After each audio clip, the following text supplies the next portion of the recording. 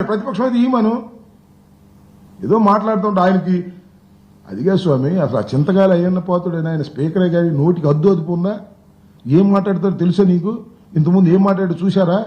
అలా బ్రహ్మాండంగా మాట్లాడాడు కాబట్టి చంద్రబాబు నాయుడు గారు ఆయన కూర్చోబెడితే జగన్మోహన్ రెడ్డి గారిని రోజు తిట్టొచ్చు అనేటువంటి ఉద్దేశంతో అయ్యా మాకు తిడుదురు మమ్మల్ని పిలవండి మేము వస్తాము మాకు స్పెషల్ మాకు ప్రత్యేక ఇది ప్రధాన ప్రతిపక్ష హోదా ఇవ్వండి అంటే ప్రధాన ప్రతిపక్ష హోదా ఇవ్వడంట ఆయన ఇవ్వకుండా మీరు రండి మేము తిడతాం అనేటువంటి కార్యక్రమం చేస్తున్నారు. మీరు చూశారుగా అచ్చెన్నాయుడు గారు అన్నారు నేను ఇక్కడే ఉండాలి ఇలాగే మీరు అక్కడే కూర్చోవాలి ఆయన రావాలి ఇదే శాసనసభలో.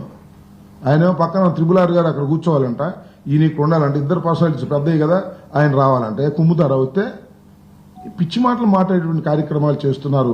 శాసనసభని దుర్వినియోగం చేసి ఒకరికొకరు డబ్బాలు కొట్టుకోవడం ఒకరికొకరు గ్యాస్ కొట్టుకోసం ఒకరికో డబ్బా పరస్పర డబ్బా సొంత డబ్బా ఇతర డబ్బా ఈ డబ్బాలు కొట్టుకునే కార్యక్రమంలోనే శాసనసభ అంతా నడిచింది. రైతులు డ్రామాలు వేస్తున్నారు నాటకాలు వేస్తున్నారు లేకపోతే క్రీడలు ఆడుతున్నారు పక్కన అట్టబెట్టండి రైతులు